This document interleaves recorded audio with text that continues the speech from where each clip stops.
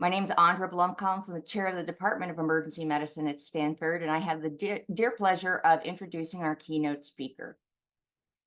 Dr. Halamka is an emergency medicine physician, medical informatics expert, and the DIRC's president, Mayo Clinic Platform, which is focused on transforming healthcare by leveraging artificial intelligence, connected healthcare devices with a network of partners. He has been developing and implementing healthcare information strategy and policy for more than 25 years.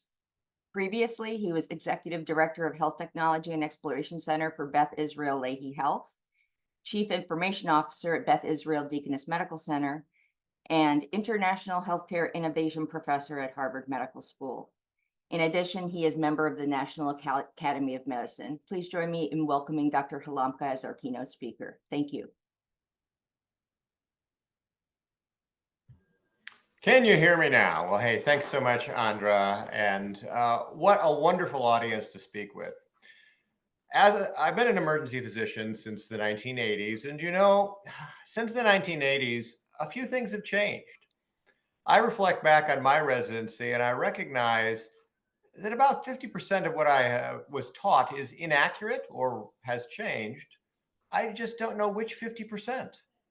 So here's the interesting question. As we all practice, what are the tools that we want in front of us so that we are delivering the highest quality of care, the appropriate care journeys, working at the top of our license, making sure that the patients always come first?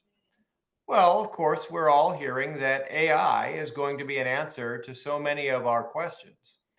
But let's take a step back and ask, what are some of the societal issues that we need to address? Let's start with a problem statement, and then let's look to solutions.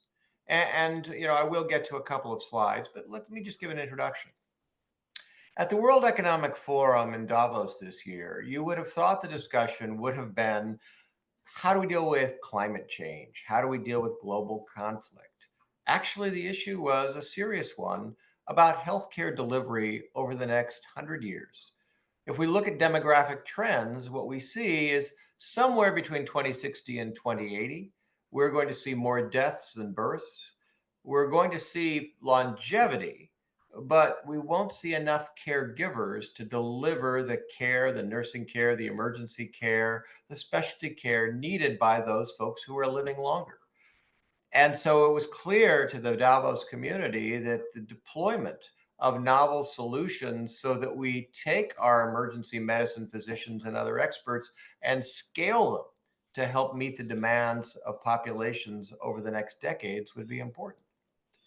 Over the last 2 days, the Journal of the American Medical Association held a conference in Chicago focused entirely on AI. And a couple of the statements of problem there were, well, how do we regulate it? How do we ensure there's innovation and entrepreneurship, but at the same time do no digital harm? How do we deal with issues of medical education? Are our clinicians, are those who are in medical school today or residency or fellowship ready to use and evaluate these new AI tools? How do we think about publishing? How should journals reflect innovation in AI? How do we monitor these systems to make sure they're actually having the intended impact? Will there be an ROI if millions of dollars are being spent? And we do have several folks from the venture community on the conference today on predictive and generative AI. Will they yield results? And where will the money come from to install these products? If 9 or 10% of a hospital system budget is IT, will it come from that budget? Or will it be taken from the other 90%? Will we see a redistribution of hospital funds? The impact of all these data centers will be more electrical power requirement. There potentially a climate change aspect of AI we need to keep in mind. And how do we ensure that these algorithms, these products, these services and solutions are fair, appropriate, valid, effective, and safe? Or in Stanford terminology, because my friend Nigam Shah has published a paper where he uses the acronym FIRM to mean fair, useful, reliable AI models.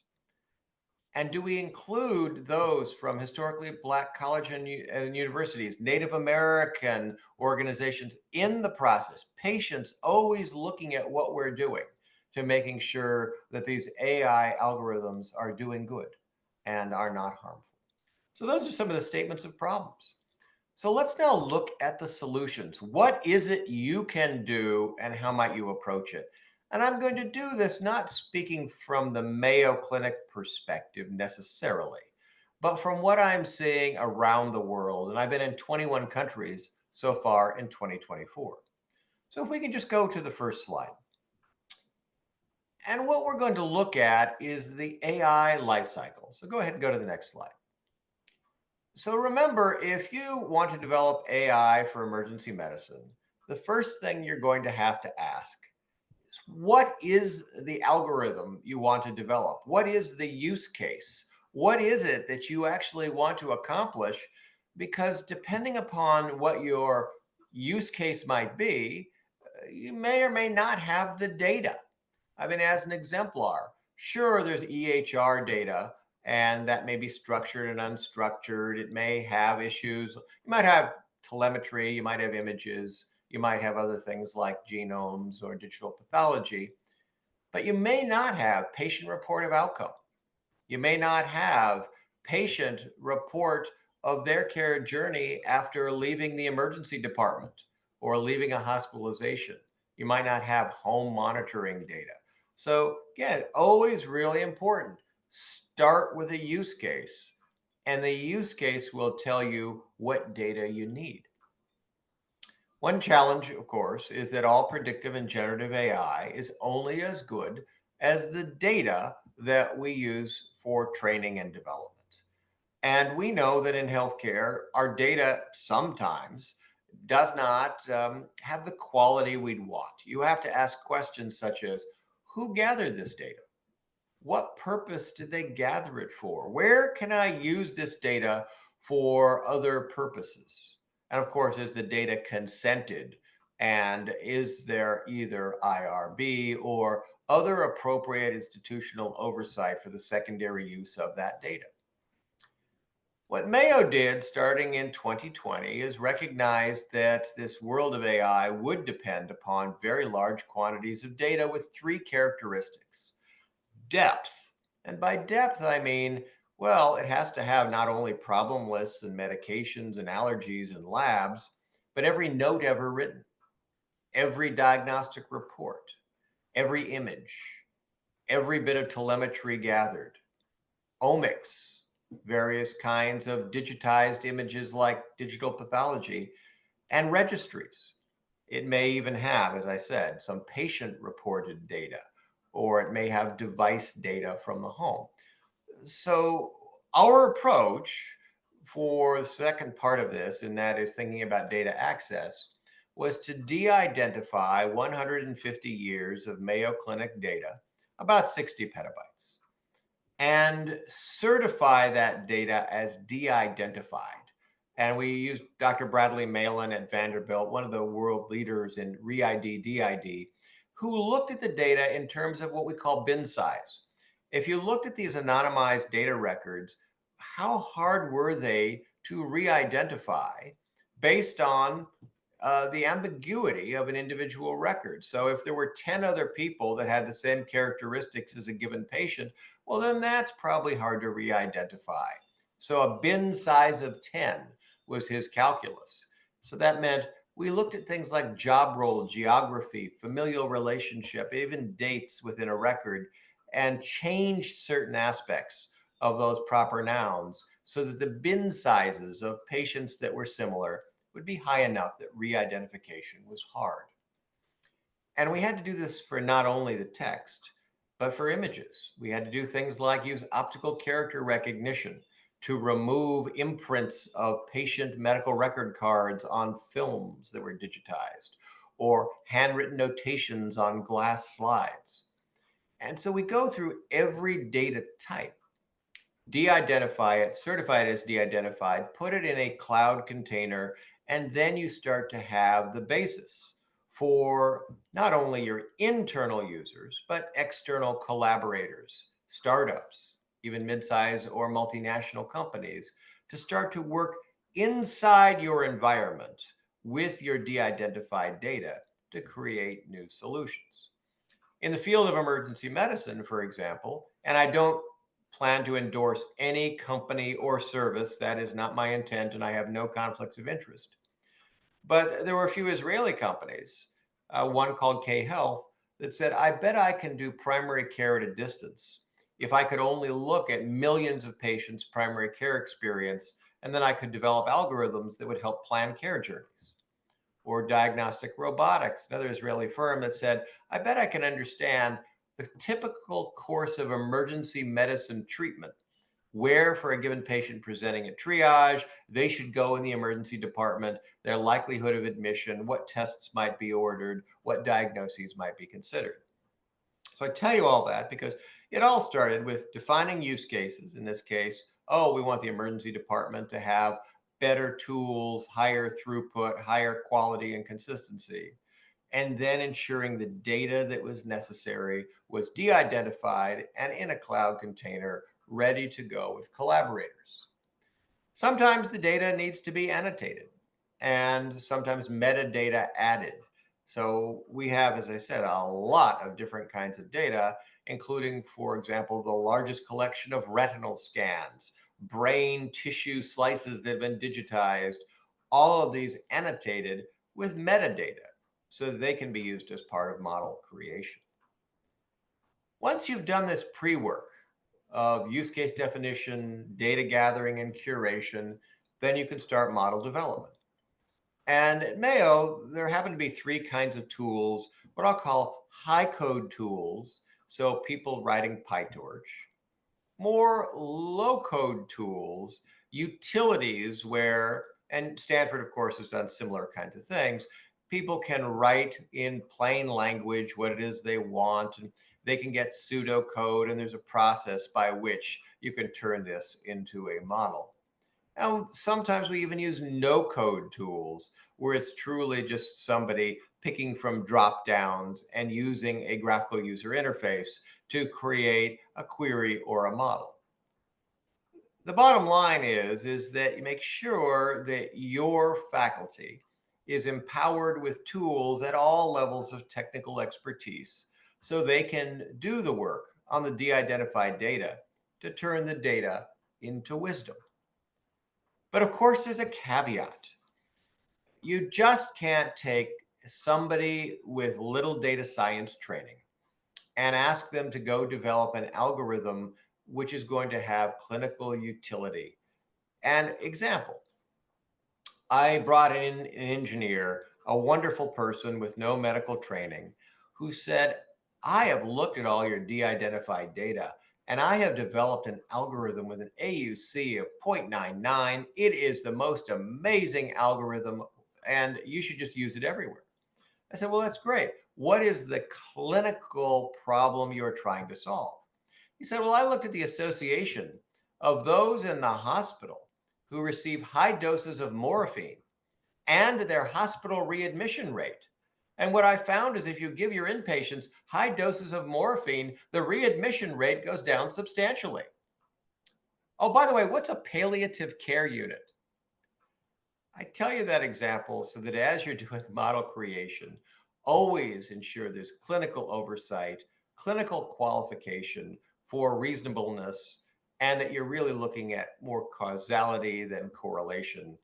Obviously, in the case of high doses of morphine in a palliative care unit, the reduction in readmission to hospitals, well, I guess it's causation, but it's more correlation of why it was they were in the palliative care unit to begin with.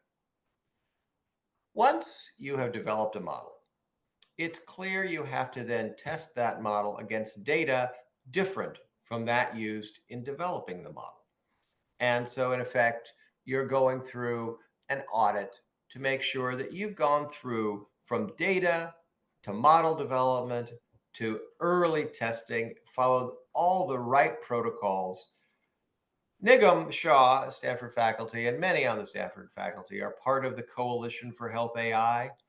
And you'll see this weekend in Las Vegas at the HLTH conference that we'll be publishing all of the best practices for predictive and generative AI, for creating so-called data cards and model cards that help us understand what data was used and how algorithms perform, and how we ensure that the end-to-end life cycle of each algorithm is following a best practice.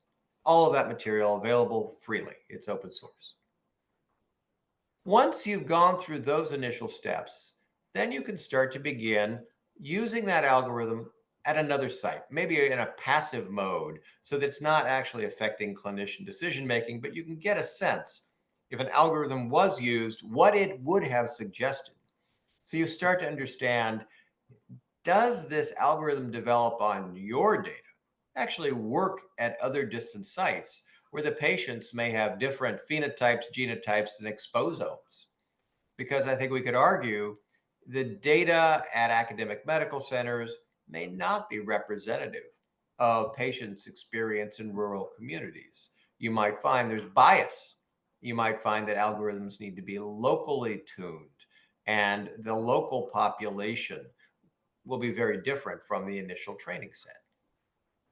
Sometimes you will need to seek regulatory approval if there is true diagnosis and treatment being suggested by this algorithm, as opposed to population health. And population health or quality measurement, these kinds of things, not typically requiring FDA oversight.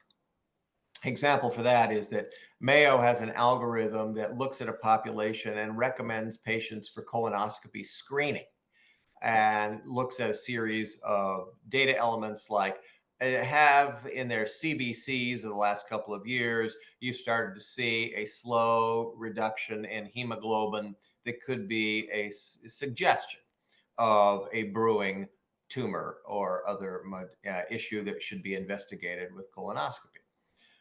So that population health screening tool don't need, educational tools probably don't need FDA oversight, but certainly diagnosis and treatment suggestion would.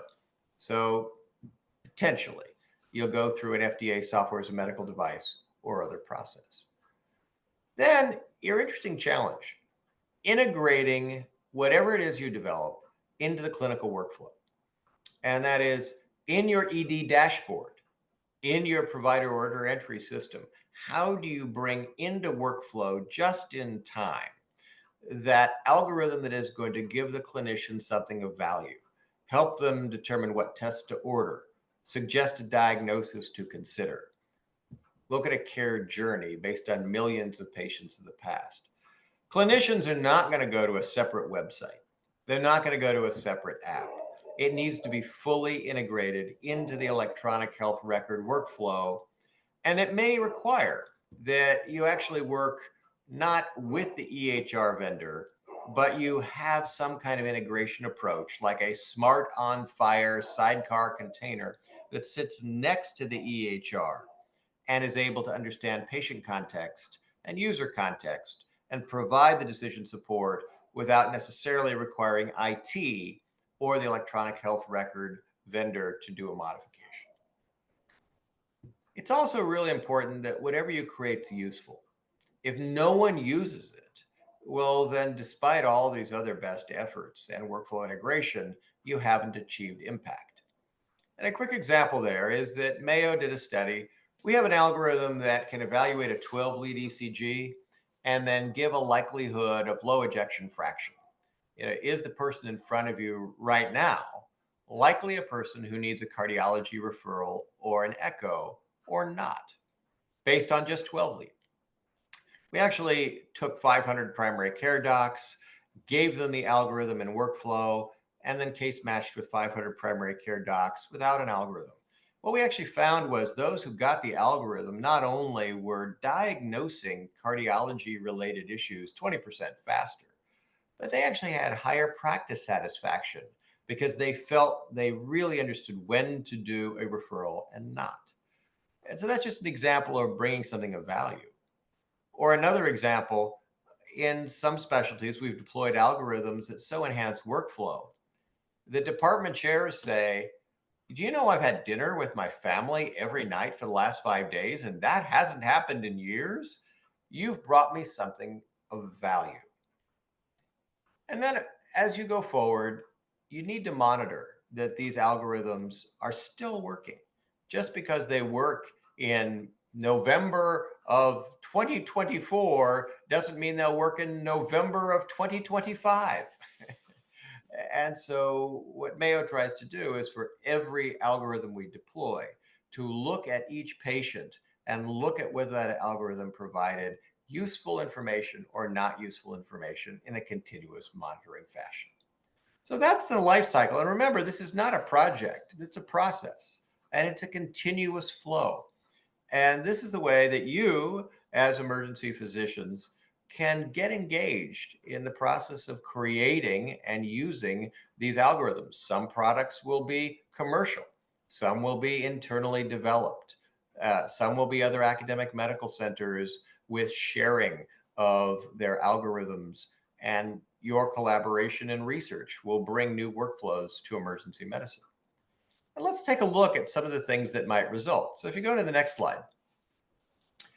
The next slide illustrates just some of the kinds of things that, again, in Mayo's experience, we have worked in fields of cardiology, critical care, sepsis, various kinds of OBGYN oncology specialties, and also in administrative workflows in things like how do you get the chart recorded faster? How do you get through the day? Forms filled out, various follow-ups ordered, supply chain managed, those kinds of things. So again, this is not meant to identify any company or service that I'm endorsing. It's just to show you, if you use your imagination, get back to that question of what problem you're trying to solve, you could see that it's quite broad, and the number of startups creating products quite large. We have an accelerator with 40 companies through the accelerator, about 150 collaborators, working with our de-identified data in all the kinds of fields that you see in front of you. And so far, so good.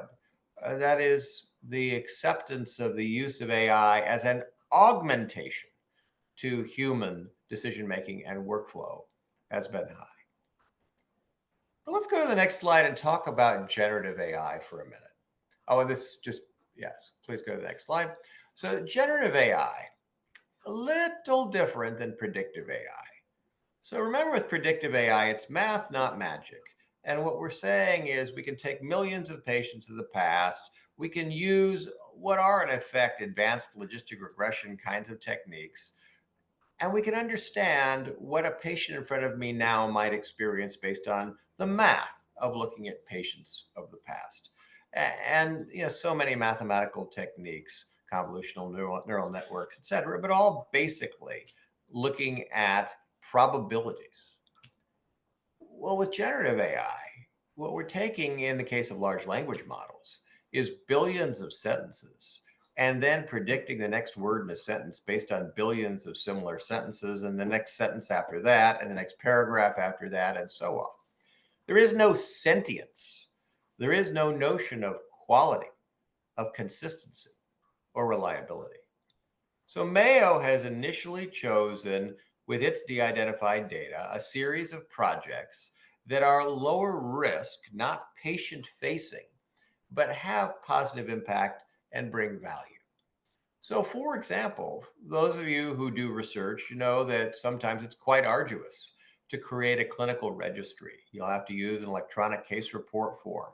What if a large language model can read a chart and auto-populate a registry?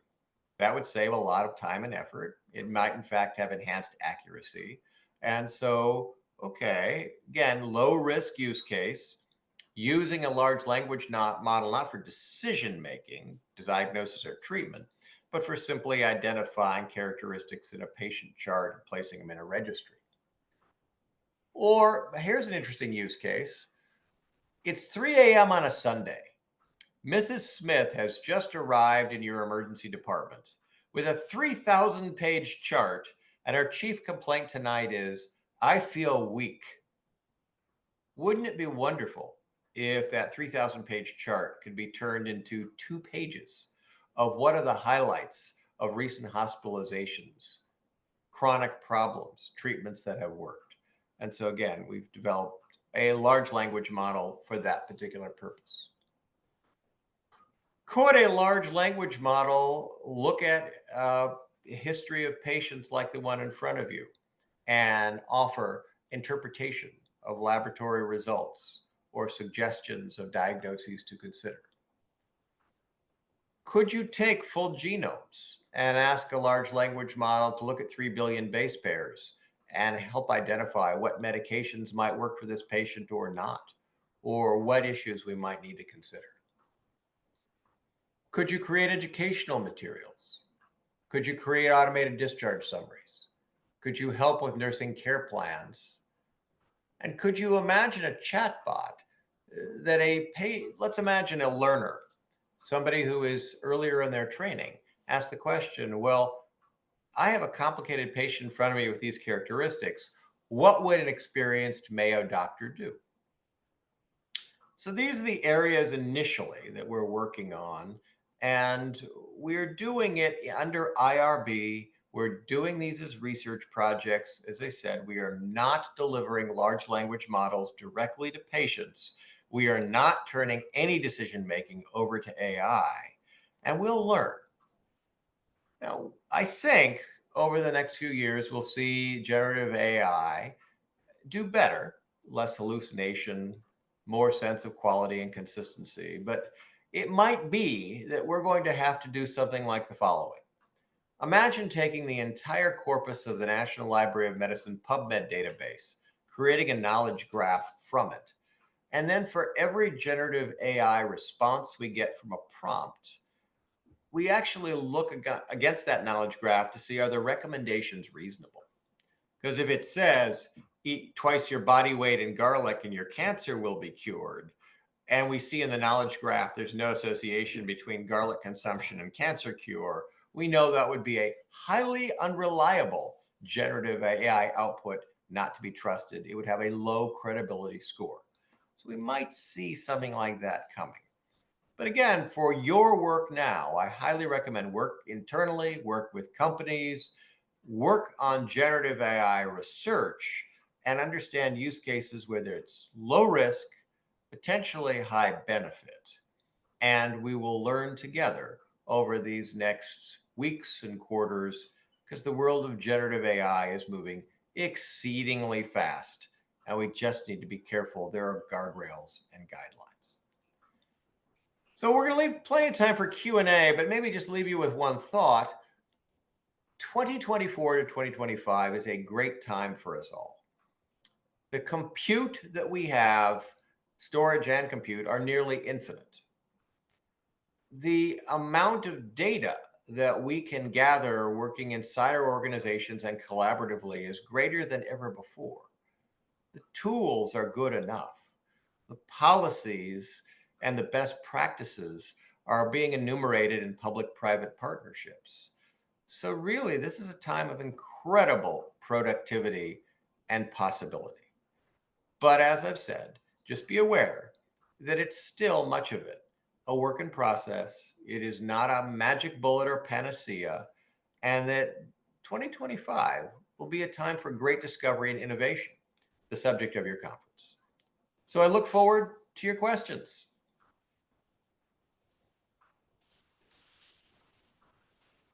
Excellent. Well, thank you so much for that enlightening presentation. We have a number of questions, and I'll try to pick out the representative questions based on certain themes. We'll get started. You mentioned, quote, do no digital harm. That seems like a great focus. Can you delve a little bit deeper as to what you mean specifically by that, and where that the safety first mentality might actually be holding us back from potential opportunities? Well, sure, but let me give you some exemplars, right? So first, I mean, I know this is going to sound, Andra, a little unusual, but I actually have my staff take a digital Hippocratic oath, which I'll share with you. And that is, in effect, they say that as they're working on these projects, they will keep data private, right? They will never compromise patient privacy. They will always respect needs and wants of the patients. They are going to be incredibly sensitive to how these products are developed and where they're used, and create the right guardrails and guidelines and safeguards. But so, for example, we have a wonderful algorithm for looking at predictions of cardiovascular disease. And this algorithm is amazing if your body mass index is less than 31, and it's horrible if your body mass index is above 35. It wildly overdiagnoses cardiovascular disease. So what you'd say is, oh, well, I created it and then I tested it. And now I understand I should never, ever use it in a patient with a body mass index above 35, because that would do digital harm. It would have such bias. It would overdiagnose their disease. And that's really what I was getting at, is I just understand where these things are going to help and where they're going to be so biased they potentially could cause harm. Okay, well, thank you. Thank you for that. It's inspiring to hear that large academic centers such as Mayo and Stanford are revolutionizing AI in our field. But how can community hospitals, rural hospitals, and I'll say smaller academic centers participate in the AI revolution? What recommendations would you give those institutions and faculty at those institutions? Right. So several things to say. At Mayo, we have our major destination medical centers in Minnesota, Arizona, and Florida. But you may not know we actually have 73 community hospital affiliates. They're called the Mayo Clinic Care Network. And Gianrico Ferrugia, the CEO of Mayo, did something interesting. All of those 73 hospitals report in to my organization. Well, why? Well, his feeling was that they would be the learning laboratory by which the AI would first be evaluated by clinicians. They would get it first because they may not have the internal resources to develop some of these algorithms on their own. So, first, I would say work in a coalition, work in a community. Make sure you're affiliated with those inventing and be an early adopter in a safe way. As I say, sometimes these things are deployed passively in a local setting so we can understand what they would have recommended without actually affecting the care. That's one.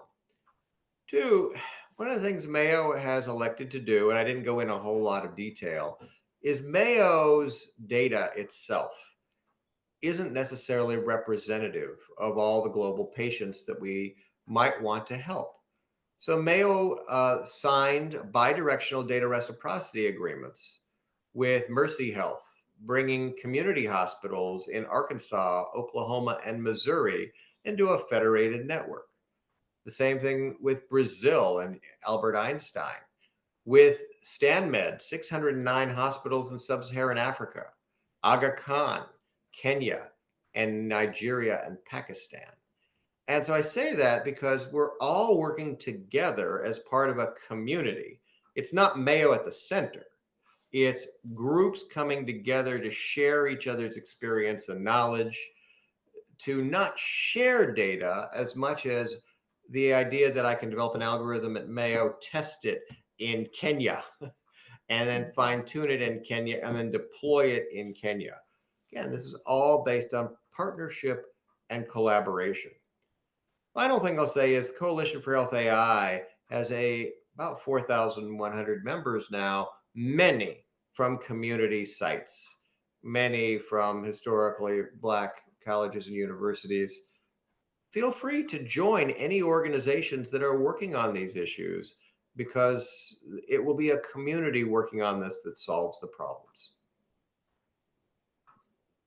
Okay, well, thank you so much. So join the organizations and get involved and understand that these are partnerships, large-scale partnerships, and you don't have to do it all yourself. Alrighty, how have you gone about integrating and monitoring external third-party algorithms like commercial large language models or other for-profit companies into your Mayo platform, or do you even allow that? And what hazards, blockers do you see, and how can we overcome them? Well, sure. So we've done it 150 times. And here is what we start with. We have a very strict qualification process by where we do mathematical validation of an algorithm. And that is, we'll take somebody's commercial product and run it against 10 million patients at Mayo or 15 million patients at Mercy and understand its performance. That's math. But then we have clinical qualification, looking at, well, what are the risks of using this? What are the potential harms it could cause? Is this an administrative application? So the worst that could happen would be a bill needs to be resubmitted or band-aids run out? Or is it a clinical application that is so critical that if it misperforms, patients could be directly harmed? So that combination of mathematical qualification, clinical qualification, and testing before anything gets deployed. The way that things get deployed, and I'm very careful about this, if let's imagine you have a chair of emergency medicine, and I believe Andra serves on the governance committee for AI that David Entwistle chairs, it would be up to the emergency medicine chair and a committee to decide what to deploy and not. I'm just providing I did the mathematical validation, the clinical validation, the risk scoring, and the capacity to integrate it into the electronic health record if the practice wants it. And then, you might imagine, because the way we've handled this granularity, that you might, Andra, say, actually, I want 3 people in my department to have access to that. They're going to try it. And then if it works for them, then we'll expand it to others. So we have a lot of that too, where it's not only qualified and governed, but then it's deployed in a limited way. And only after individual users have decided it's good enough, might it be opened up more broadly. No big bangs. And then, so that process has worked pretty well. And that's how we use products like diagnostic robotics or K Health, or even some tools recently for patient cohort enrollment and our Cancer Care Beyond Walls initiative, always starting with looking at risk before we even bring it in. Okay, great. And piggybacking on that, how does Mayo ensure that the algorithms are equitable, fair, unbiased, and so forth? Well, let me answer it this way. Every algorithm is biased, right? So it's just a question of mitigating the bias. And that is, to my point about the cardiology algorithm, you identify the bias and then you understand where to use it and where not to use it. And so that's where what you'll see published this weekend at the HLTH conference is the national consensus standard for a data card and a model card, right? So a data card says, if I were to look at the data of Stanford, and I'm making this up, of course, and I were to stratify it by race, ethnicity, age, and gender, urban, rural, income, education, and all the rest, it might be that the data at Stanford is amazing data, but the standard, say, income level of Stanford patients might be higher than a mean. I mean, again, making this up, but that's what a data card would show, is the nature of the data that you have. A model card would be, okay, now that I understand the training set, how does the model actually perform against ground truth? Is it underdiagnosing or overdiagnosing, stratified in 200 different subpopulations, or stratified across social determinants of health? And that's, something, again, give you a case study. What we found, there was a commercial algorithm for the prediction of asthma exacerbations. And you can guess it would use things like weather, pollen counts, time of year, steroid use, all kinds of things. When we stratified that algorithm by the socioeconomic stresses identified through something we call the Houses Index, we look at food deserts, access to primary care, income, education, crime. On the lowest quartile of those with the most socioeconomic stress had horrible, horrible predictions of asthma exacerbations, probably because their asthma exacerbations might be, they live next to a coal burning plant, or they actually couldn't afford to refill their medication, or other issues. So really important that as you are doing these things, that you identify the biases and then use these things where they're going to be helpful, not harmful. And of course, you can try to retune the algorithms. And sometimes we work with vendors to do that too. Excellent. I like it. They all have biases. We just need to identify them. Uh, who do you think is ultimately responsible for making sure these high quality algorithms are indeed high quality from a medical legal standpoint? So the creator, the healthcare system, or the end user, the clinician? Right. And if you could speak briefly about sort of the medical legal implications of these different algorithms and platforms. Right. See, what a wonderful question. Because I think the answer is it's all of the above, right? We all want commercial entities to follow best practices, to create data cards and model cards, and to go through the kinds of wheel of AI I showed you. But then once it's brought to an institution, let's imagine Andra and the governance committee decides we really like this sepsis algorithm. Well, that's fine. The governance committee would probably want to test it further on Stanford's data, pilot it in the way that I described it, make sure that from a governance standpoint, it had appropriate oversight. So, yes, manufacturer followed best practices, then local institutions followed AI governance to make sure that it was monitored. But then an individual clinician I think, has to use these algorithms as just another data point in their decision making process. Let me describe the medical legal issues and regulatory issues there.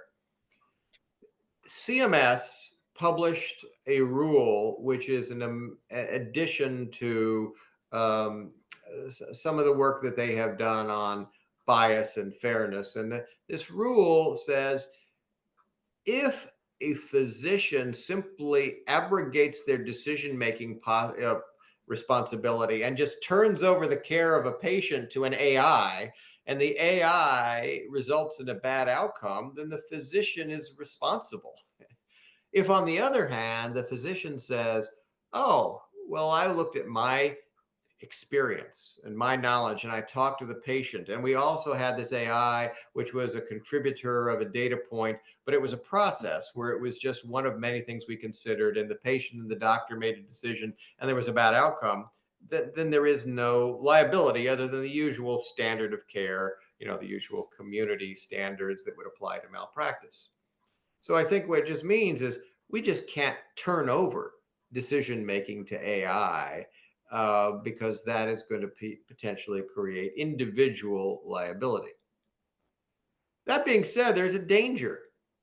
And suppose that you're a community physician and you say, wow, here's an algorithm from Mayo. I hear Mayo is a really good institution and their algorithm recommends this. Now, I don't really agree with it, but who am I to disagree with an algorithm from Mayo Clinic? You want to be really careful that you don't start introducing a lot of harm simply because people are over trusting an algorithm because it happened to have been validated or come from an institution or a person that you trust. So always keep your own intuition, your own training foremost, and consider the AI to be augmentation. Excellent. Thank you so much. From one of our European colleagues, we are working on developing AI assistance to reduce medical administrative and documentation burden. Can you speak to the current startups and status of AI scribes, AI documentation, medical documentation, and so forth? Well, absolutely. And so I imagine Stanford is probably doing the same thing as Mayo, which is, again, this seems to be a low risk use case. That is, if ambient listening of doctor and patient conversations is transcribed, but then that transcription is turned into a cogent summary. That summary can be the basis by which a clinician reads, edits, and signs, as opposed to writing every note de novo. We've deployed it to about 400 clinicians so far, and it really has substantially reduced their administrative burden, the number of keystrokes the amount of time they spend composing, right? It's said that for every clinical hour, there's 2 hours of documentation. Well, if you can imagine finishing your clinical hour and the documentation is in effect done for you, and you just need to edit and correct and sign, that's a substantial benefit. Now, again, we have to worry that maybe these products are so good that clinicians get lazy. They say, wow, the last 12 notes were so perfect. I'm not even going to read the next 12. Well, then that is likely to introduce inaccuracies into the medical record. We certainly wouldn't want that. So, our early use of these things, very positive, but it gets back to they need to be augmenting human behaviors, not replacing them. Okay. Patients have a lot of knowledge around their care and their lived experience that may not be validated in research. You mentioned all of what you know, and that 50% of it was incorrect, and you're not sure about which 50%. But do you see the opportunity to leverage these insights through generative AI for healthcare delivery? Well, absolutely. So we all have many data types, right? Those EHR data types, but we're just starting to incorporate patient reported outcome, patient observations, patients owned devices. And let me give you again a case example. My father died 13 years ago of multiple sclerosis after 23 years of suffering with every bioengineered medication ever made.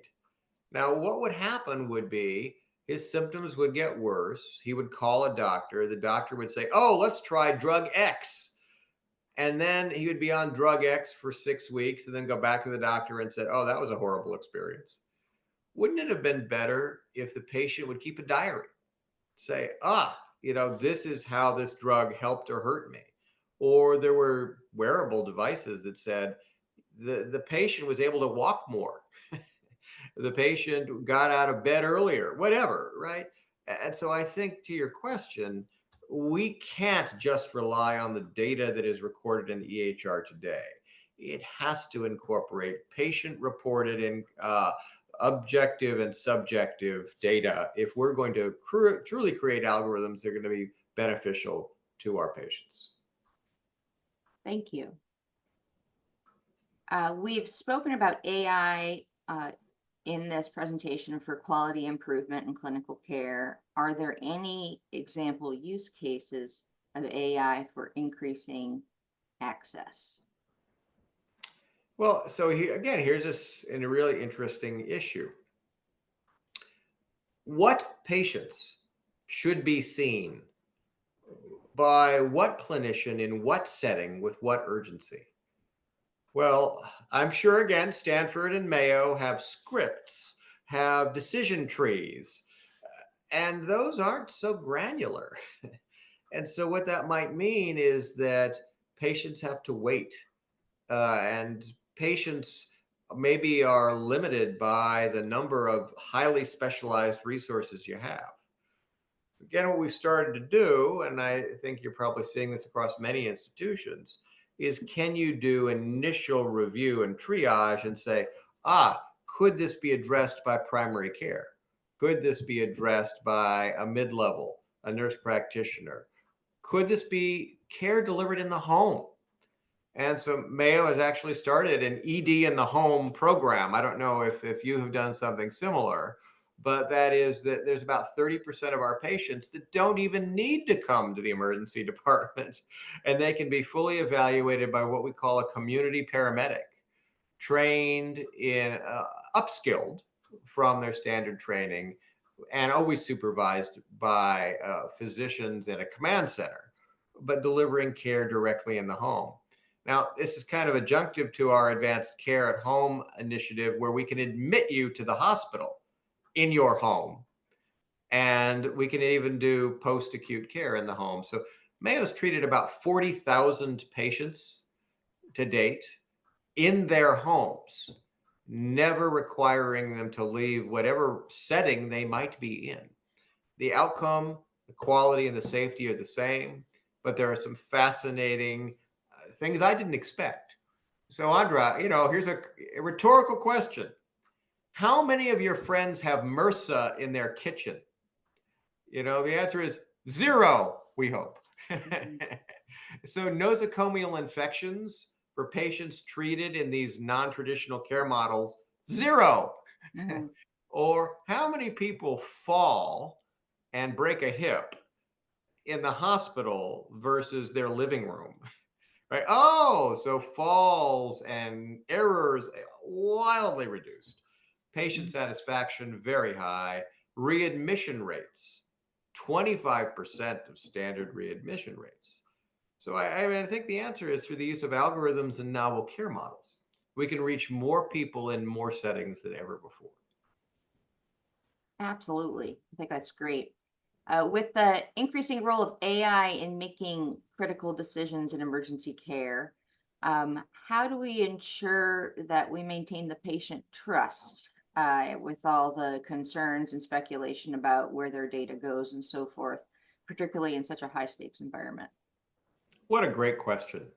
And so I was in New York City a few days ago, and my Uber driver said, this AI stuff really worries me because one, it could replace my job, self driving car. But two, I've seen those Terminator movies and I hear, AI could potentially hurt my family. And how do you feel about that? And so there's a huge opportunity for education. And what I explained to him is exactly what I said to you is that if I was trained in emergency medicine 40 years ago, wouldn't you want me to have the benefit of all the data of all the patients and all the science and all the literature at my fingertips so I could treat you better? He said, "Oh, well, if that's the case, that sounds good." So, on the one hand, explaining where we use it and where we don't, but also making sure the data is always kept private, is always consented. We're always transparent with all of our patients. And of our 10 million patients, about 3,000 patients have asked that their data not be used to create these algorithms or be used for new discovery. And that's fine, right? I mean, you can always redact data from the data set if that's what the patient wants. So that's interesting. So do you have that as part of the intake forms for all patients coming into your facility, emergency medicine and otherwise, whether or Yeah. not they will allow their data to be part of these platforms? Yep. So every episode of care, Okay. there is a consent form which enables any patient to say, no, I just don't want even my de-identified aggregated data, don't want it used. Mm. Okay. Excellent. So you mentioned validating data in sub-Saharan Africa. How local do you think these algorithms should be validated? Down to the health system. You mentioned validating things through Mayo, but that may be a large spectrum of patients. Should it be down to the hospital, down to the clinic, down to the local population? What are your thoughts? I would say as local as is feasible. Okay. And let me give you a case example. So Eric Horvitz, the chief scientist of Microsoft, told me this story. Years and years ago, Microsoft worked with MedStar, and they acquired a company and created a product called Amalga. Now, again, most of you are not old enough to remember that, but MedStar was one of the first health systems in the country to create a huge database and start to develop algorithms from it. Microsoft then took that algorithm developed on the MedStar data to a federally qualified health center 6 blocks away and found it didn't work at all. And it was because the MedStar data was on educated urban people with great access, and the federally qualified health center had a totally different population. And so his lesson is as local as is feasible is how you should think about validation. Excellent. So it sounds to me that either your dogs or mine have also a great deal to say about health AI. Well, so I live at an animal sanctuary with 360 large animals. And whenever the guinea fowl start to run through the forest, the Great Pyrenees gets worried. I could imagine. Goodness. We're just about 3 minutes left. Do you have any closing remarks based on the questions that we had, or any advice to, let's say, emergency medicine trainees or junior faculty embarking on the acute care realm, uh, moving forward, and how should they be considering AI in their future careers?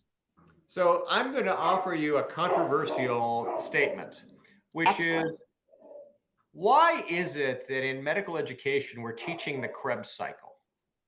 Right?